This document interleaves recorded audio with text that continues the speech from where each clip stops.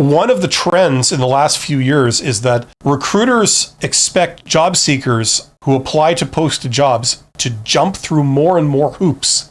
If you thought it was inconvenient before, taking the entire contents of your resume and like putting it into fields on a form, if you thought that was annoying, they've come up with even newer stuff. Now you have to do the interview directly into the website where they have AI essentially watching the videos of your answers to job interview questions and basically saying yay or nay. You know, like that's the kind of things that they're trying to get traction these days, right? With varying levels of success.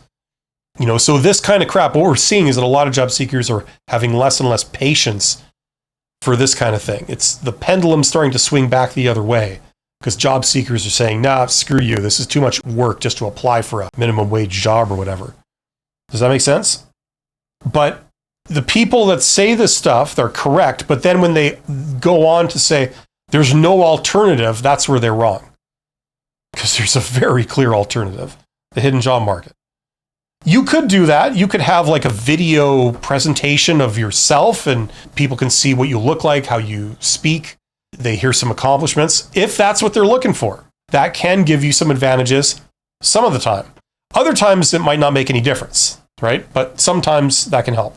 Alpine's Pal says, I just remember you did say nobody cares about all your certificates on your wall there if you are applying to their job. Yeah, they care about like the requirements and that's it. If you have the requirements, then fair enough. They're interested to hear that. If you've done things that are not related to this job at all, they usually don't care about that. You know what I mean? It's not relevant. It's not germane to the conversation, if you know what I'm saying. Yeah, they are way too busy to care about your life. Well, it's not that they're too busy. It's just that that's not how people work, you know? You yourself work exactly the same way that they do, right? How do you feel when you go to the store and you're going for something specific?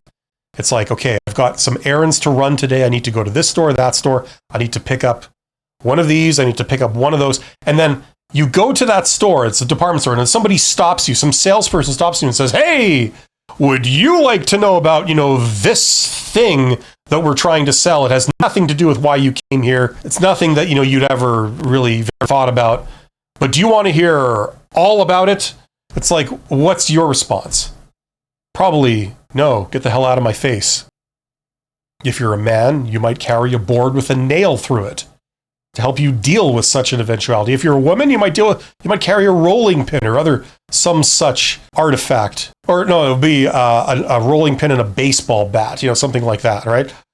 That's an American thing, right? You guys invented baseball. How interested are you in that? You're not, right? You behave exactly the same way the recruiter or hiring manager would behave in that situation. You're looking for this and you got somebody talking to you all about this totally unrelated thing.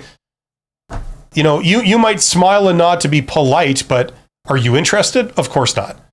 It's totally irrelevant. It's a waste of your time. That's how people behave. That's human behavior. And we're very, very quick to notice this behavior in other people. We're very slow to notice it in ourselves, right? But we all behave exactly the same way. The billboard. It's a clever pun, a witty pun, a witticism. Thank you for being here. Hopefully you're getting something out of this.